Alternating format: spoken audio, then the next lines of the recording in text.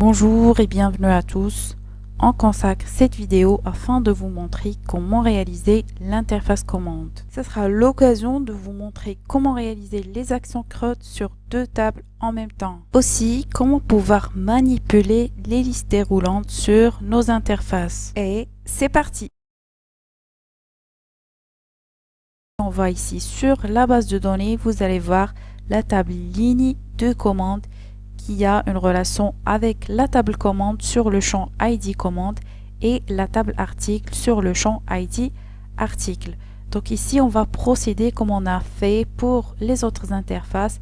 On va essayer d'utiliser le code avec un copier-coller et puis procéder aux modifications nécessaires qui sont associées à la table en cours. Donc ici, on va prendre cette partie que nous avons vue lors de la vidéo précédente et qui correspond à la désactivation de la suppression pour les données qui sont comme clés étrangères sur d'autres tables. Donc ici, on va essayer de désactiver la suppression pour les commandes qui se trouvent déjà sur la table ligne de commande.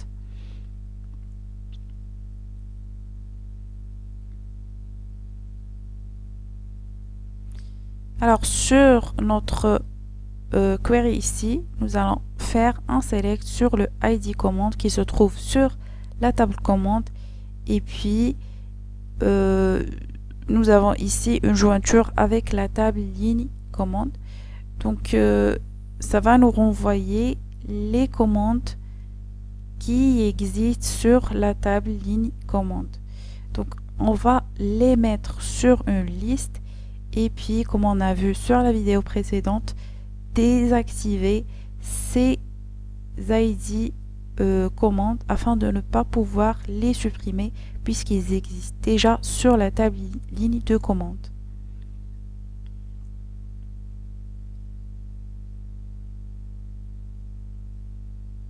Pour la suite ici,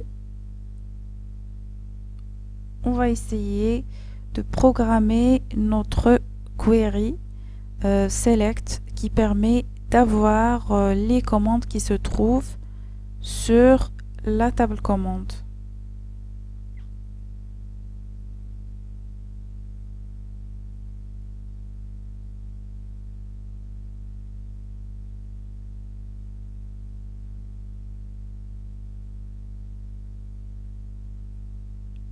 Alors ici, comme vous pouvez voir, ça va nous renvoyer les ID clients et puis la date qui sont associées à chaque ID commande.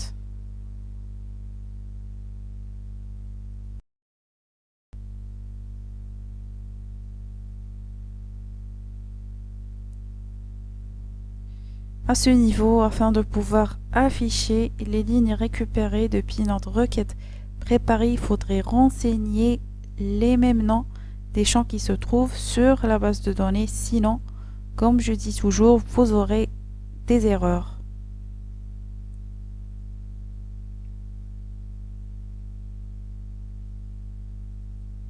Et puis ici, sur les actions de modif et de suppression,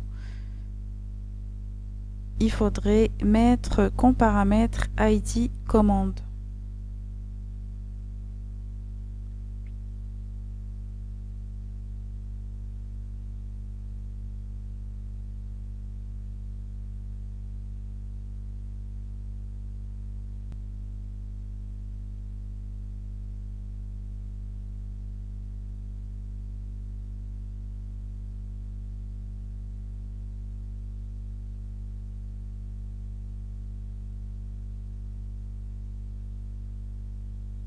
Donc essayons maintenant d'exécuter notre page commande.php afin de pouvoir avoir une idée de quoi il s'agit. Vous pouvez déjà voir que les données ont été bien récupérées depuis la table commande. Sauf que ici, la suppression n'est pas désactivée et pourtant, ces commandes se trouvent déjà sur la table ligne de commande. Donc, il y a un problème, donc il faut s'assurer. Déjà, oui. Donc, ces commandes se trouvent bel et bien sur la table ligne commande. Donc, on a un petit problème sur notre code.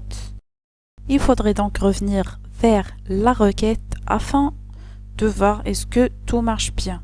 Donc l'idéal ici, ce que je vous conseille de faire à chaque fois que vous avez affaire à votre requête, vous pouvez la sélectionner, la copier et puis ouvrir phpMyAdmin et essayer d'exécuter votre requête. Donc suivant les résultats qui seront affichés, s'il y a des erreurs, ils seront détectés rapidement, donc sans avoir à relire votre requête.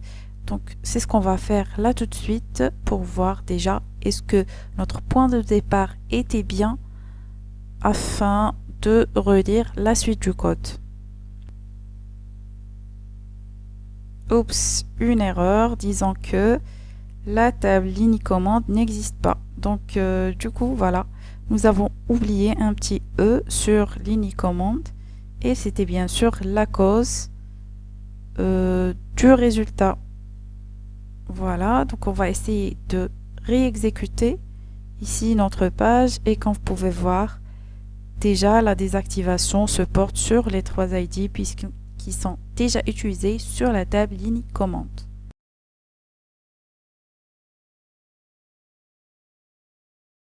Alors on passe à créer notre fichier add-command.php et qui permet d'ajouter une commande.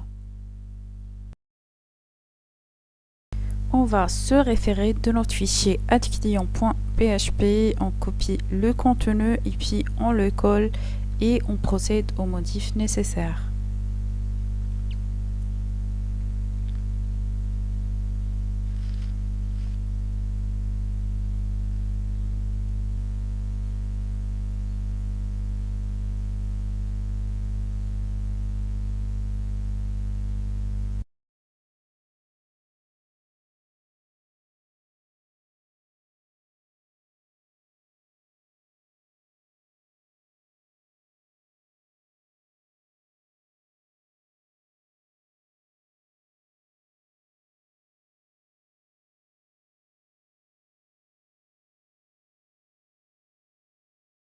Concernant le champ ID client, il s'agit d'une liste déroulante. Pour ce faire, nous allons utiliser ici la balise HTML select qui permet d'avoir la liste complète des clients qui se trouvent sur la table client de la base de données.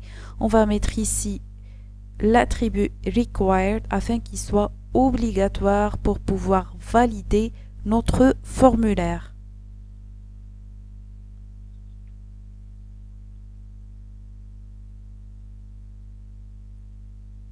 Il est aussi recommandé de mettre le name de notre select afin de pouvoir l'identifier sur les postes envoyés. Donc on va mettre ici input id cl.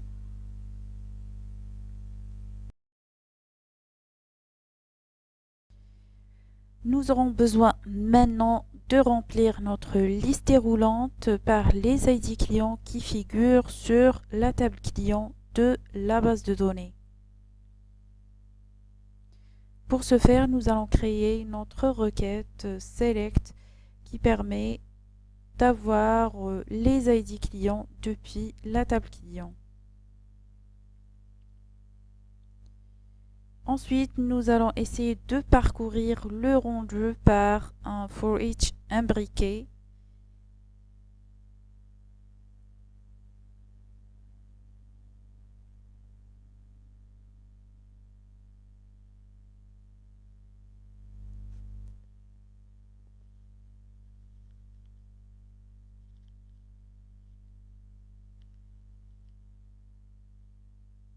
Et voilà, vous pouvez déjà voir que les ID ont été bien récupérés.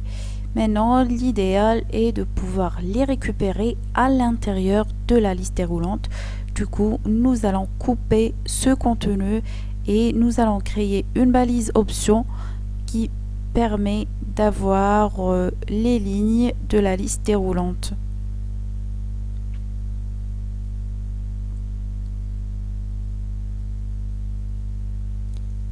Donc on va insérer à ce niveau notre code PHP.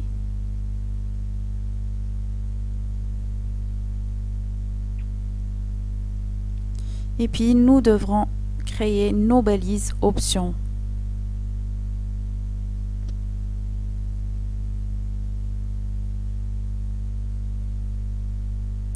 Pour pouvoir intégrer du code HTML à l'intérieur du code PHP, nous avons vu déjà ça sur les bases de PHP. Il suffit de les mettre en double guillemets et vous voyez l'élément qui a été récupéré, on le met entre balises options et du coup on pourra ici récupérer nos ID sur la liste déroulante.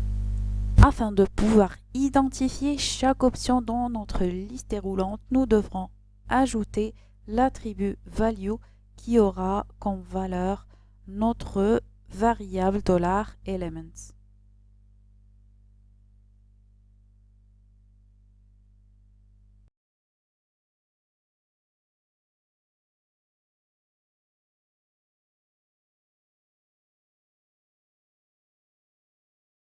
On passera maintenant à la création de notre requête d'ajout afin de pouvoir ajouter une commande à notre table commande.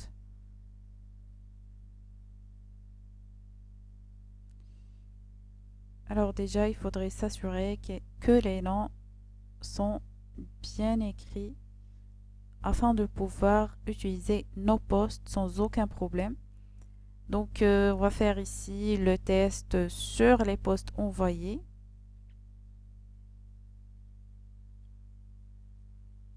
Et par la suite, nous allons insérer sur notre table commande ce qui a été saisi sur le formulaire.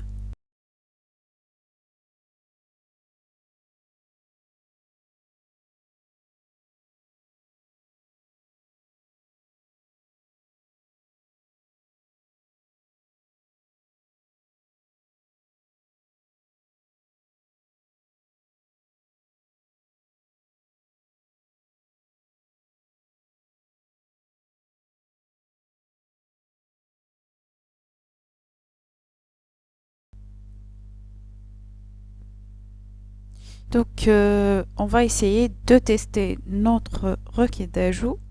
Nous allons ajouter une commande pour le ID client 29 et du coup, vous voyez, l'ID 4 de la commande a été créé. Comme vous pouvez voir, la suppression elle est activée à cette nouvelle commande puisque elle n'a pas de ligne de commande. Concernant la suppression, on va faire pareil. Ici, on va mettre notre paramètre qui se trouve sur notre page commande et que nous avons appelé ici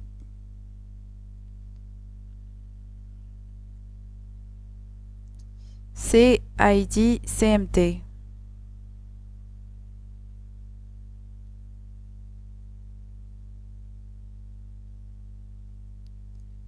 Donc si ça va être bien récupéré depuis l'URL, du coup on va essayer de supprimer cette commande.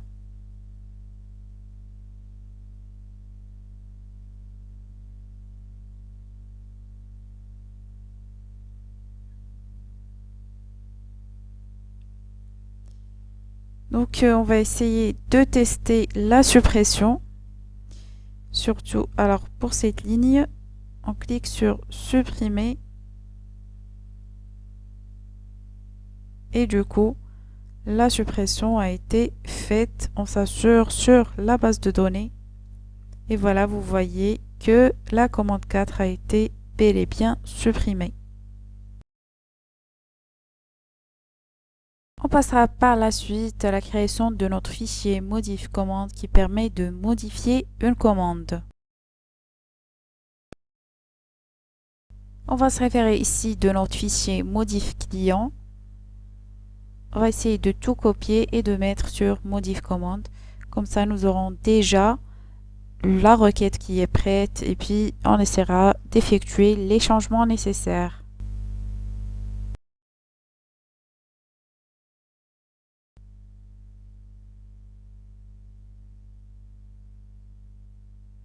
Par rapport à la requête de sélection, donc on doit alors ici s'assurer que le paramètre qui va être envoyé par le get, ça va être appelé ID. Donc voilà, c'est déjà, ça s'appelle ID. Donc on va laisser.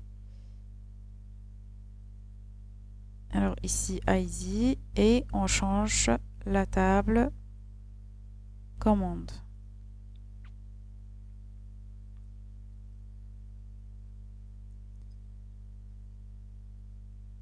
Maintenant, on passe à notre formulaire afin d'effectuer les changements.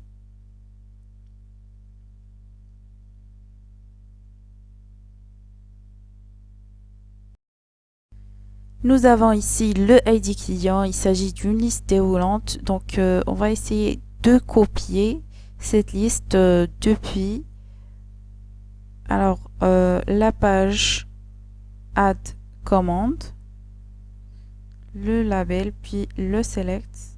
On va les copier et les mettre ici. Alors pour l'instant, on va mettre ce code PHP en commentaire.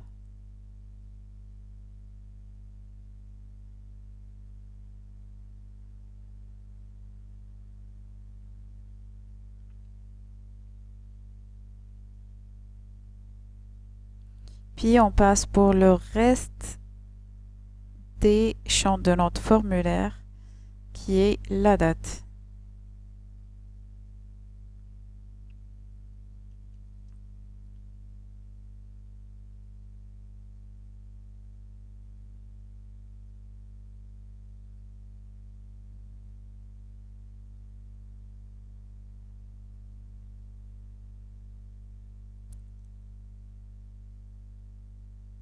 On lui donne ici la valeur qui sera récupérée par le getID. C'est $row comme on a vu précédemment et on met ici le champ date.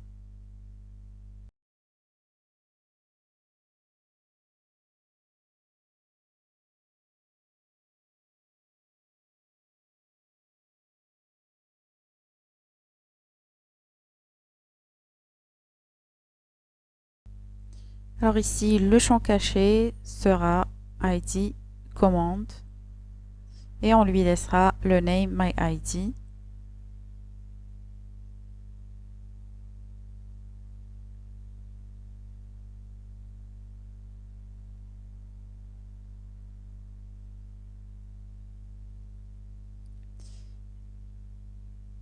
Essayons de copier la partie du select de notre requête afin de pouvoir l'utiliser aussi sur notre page modif commande.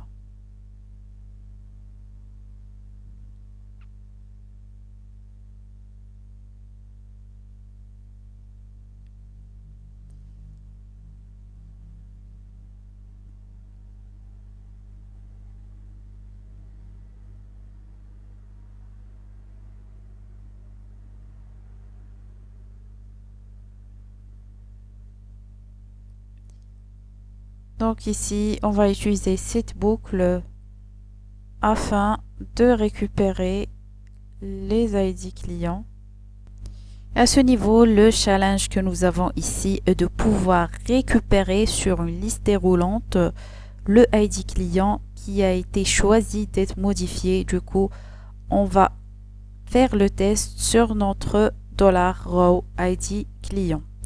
Donc ici, sur notre boucle, on va mettre une condition d'égalité entre l'élément de la boucle et ce qui est sur $row ID client, c'est-à-dire ce qui a été choisi par l'utilisateur à être modifié. Donc on va mettre l'égalité sur la condition et puis on va essayer de créer une variable que nous allons nommer $selected.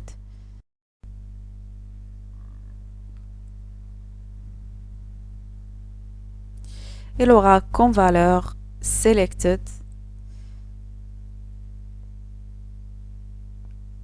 Alors ici, on aimerait activer l'attribut selected de notre option. Donc c'est pour cette raison que nous avons mis une variable que nous allons nommer $selected.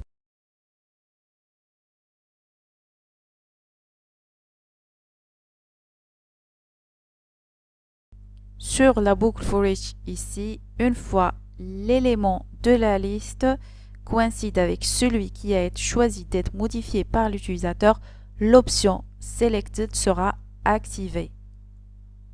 Sinon, pour les autres éléments de la liste, rien ne se passera puisque l'option selected ne sera pas active, elle est égale à chaîne vide.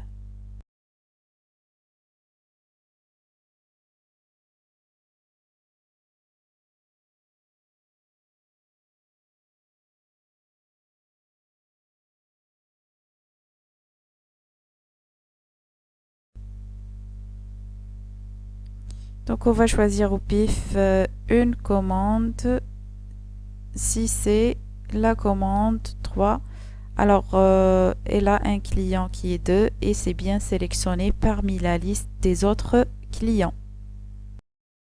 Juste pour test, nous allons essayer d'ajouter une commande pour le ID client 29 qui aura comme date le 10 avril 2022. Et vous voyez que le ID de la commande est 6. Si je clique dessus, vous voyez que le ID 29 a été bien récupéré sur la liste des ID clients.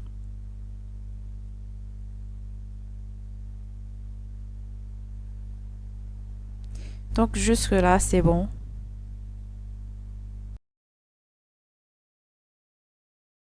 Alors ici, on vérifie bien notre requête. Au fait, ici, c'est ID CL à la place de ID client parce que c'est un paramètre nommé, comme on a vu. Donc voilà, sinon le reste, il est bon.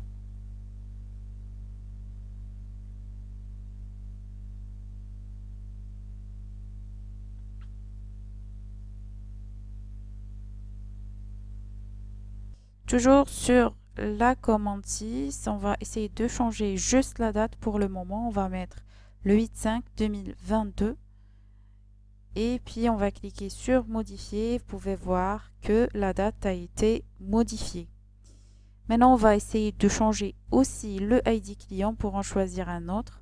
On va mettre 2, cliquer sur modifier et comme vous voyez, la modification est fonctionnelle pour notre interface commande et aussi la suppression.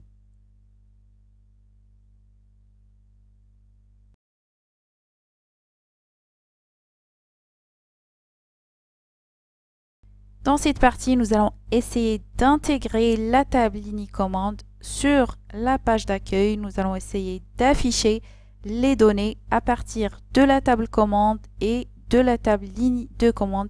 Sinon, il y aura des modifications au niveau des interfaces d'ajout, modification et l'action suppression concernant la table commande. On va essayer d'intégrer aussi la table ligne commande sur notre code. En se basant sur l'architecture de notre base de données ici, alors pour l'ajout de la commande, normalement, l'ajout doit se faire automatiquement sur la table commande, ensuite sur la table ligne de commande. Donc, une fois que le ID commande va être créé, du coup, il doit être intégré sur la ligne commande comme clé étrangère. Donc ici, pour l'ajout de commande, on va cliquer sur notre page add commande que nous avons créée tout à l'heure. Et puis, nous allons essayer de faire des modifs afin d'ajouter l'ajout aussi à la table ligne commande.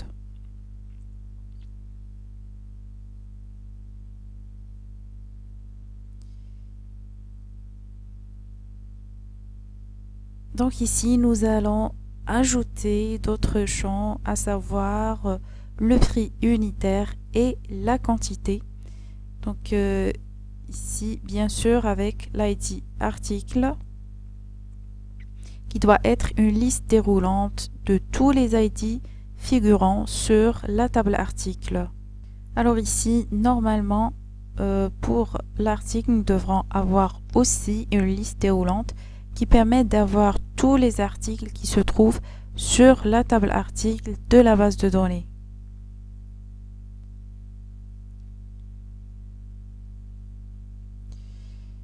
Alors ici, on va d'abord créer la requête qui permet de sélectionner tous les ID se trouvant sur la table article. Donc ici, nous avons copié le code et nous l'avons collé. Il faut faire très attention. Il faudrait renommer. Par exemple, ici, nous avons mis $query 2 et $objectStatement.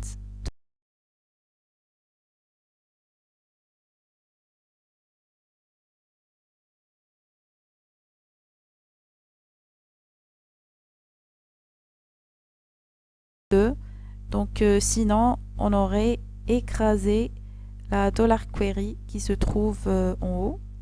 C'est pour cette raison qu'à chaque fois, il faudrait renommer les variables.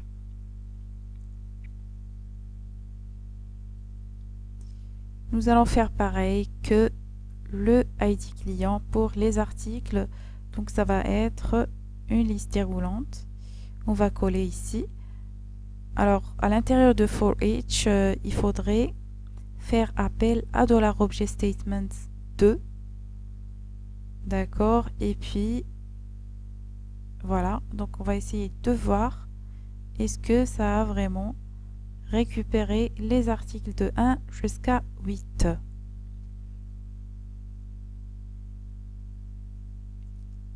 Alors nous avons oublié quelque chose, donc $objectStatement 2. On va revenir vers la requête pour voir est-ce qu'il y a un problème. Et voilà, donc la ligne 10, on fait appel à l'intérieur de prepare à un autre query, $query. Normalement, nous devrons appeler à $query 2. Voilà, donc il faudrait faire vraiment gaffe lorsque vous copiez et collez. Donc voilà, les ID des articles ont été bel et bien affichés sur la liste déroulante.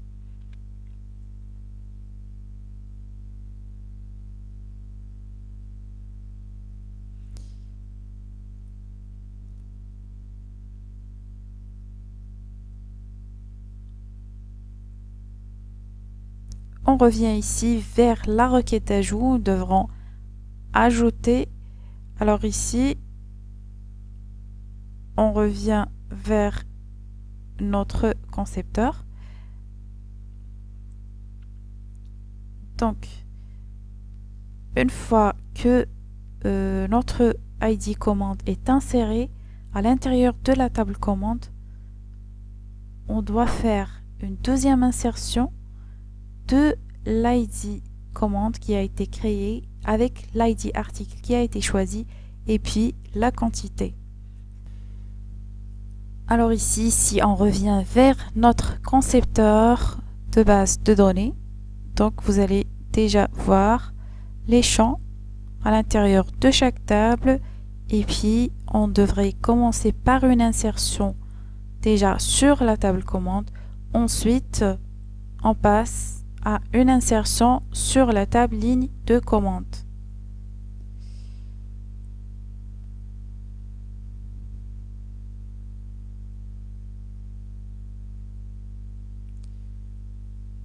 Alors ici, on va essayer de copier la requête avec, bien sûr, il faudrait changer les noms des variables.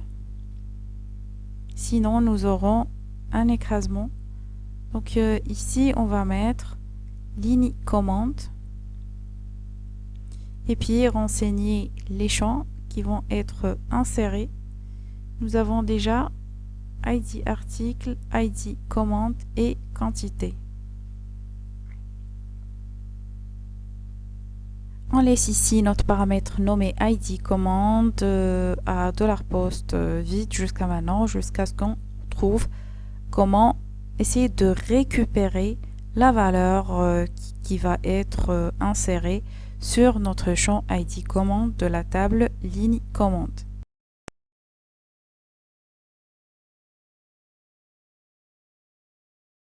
Pour ce faire, on va faire appel à une méthode lastInsertID et qui fait partie de la classe PDO qui permet de détecter le dernier ID qui a été inséré à l'intérieur de la table commande. Ce sont des ID que nous avons mis et qui sont automatiques.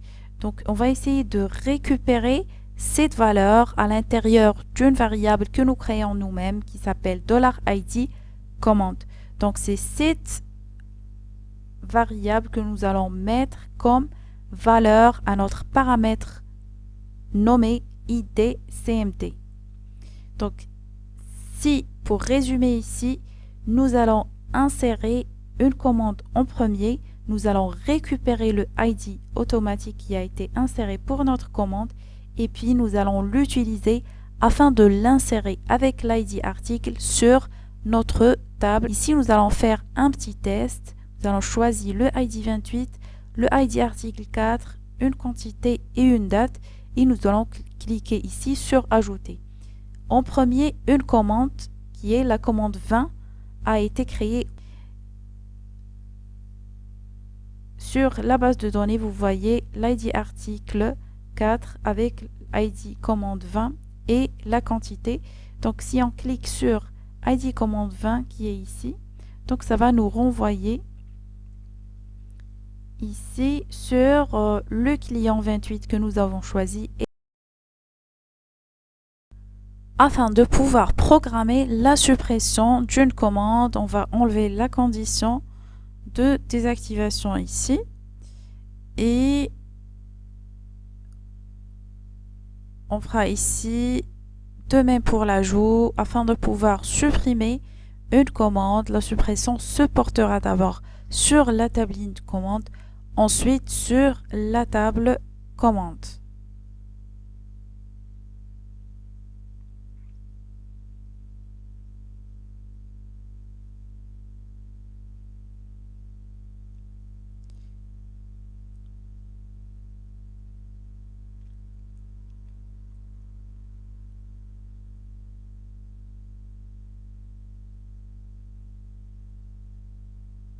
Alors ici, sur la page delete.php, nous allons écrire notre propre code concernant la suppression. Donc c'est pareil comme on a dit, comme l'ajout. Donc on va procéder à une suppression d'abord sur la table qui contient la clé étrangère, qui est la table ligne commande. Ensuite, sur la table commande.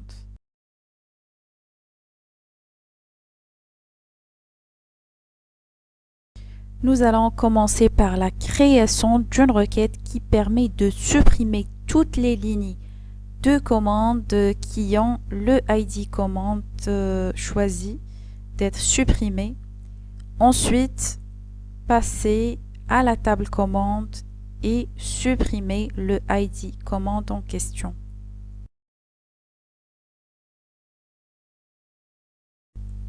Alors sur la ligne 27, il faudrait mettre $query 2. Sinon, nous aurons alors un problème. On va essayer de tester ici notre interface de suppression de commande. On supprime l'ID 20 toujours. Donc, on clique sur supprimer et du coup, vous voyez que la suppression est fonctionnelle. Donc, si on revient vers ici la ligne de commande, vous voyez que la commande a été supprimée.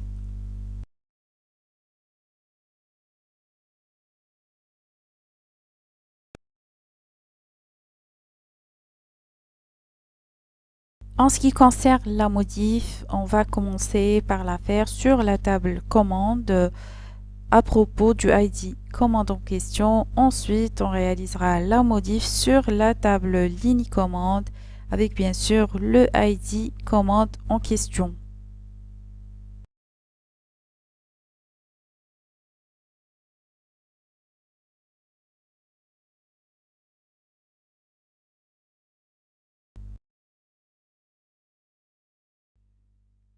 On vient ici, on aimerait modifier notre commande. On choisit le client 28 par exemple à la place du client 2. Et ici, ça concerne l'ID commande 21 comme vous voyez en haut sur l'URL. J'aimerais modifier la date en 9/4/2022 et puis choisir l'article numéro 6. Modifier aussi la quantité à 140. Cliquez sur modifier. Vous voyez déjà ici que le ID client a changé, il est devenu 28. Mais pour s'assurer que les informations en entier ont été modifiées, on doit pour l'instant voir ici sur la base de données, vous voyez le ID 28. Et si on revient vers ligne commande, donc voilà 140, la quantité que nous avons changé pour le ID commande 21 et puis le ID article que nous avons choisi c'est 6. Une fois qu'on clique sur ID commande 21, vous voyez la date a été aussi modifiée.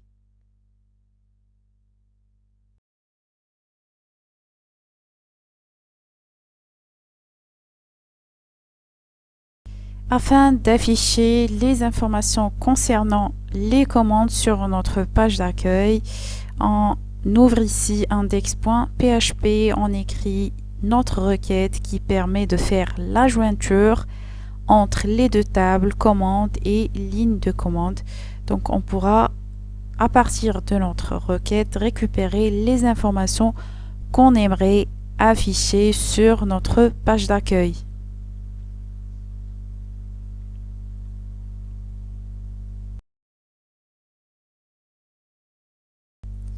Donc voilà le code que nous allons écrire sur notre page index.php et qui permet de récupérer ces informations comme vous pouvez voir ici sur l'interface accueil et qui donne des informations en général à partir de la table commande et de la table ligne commande.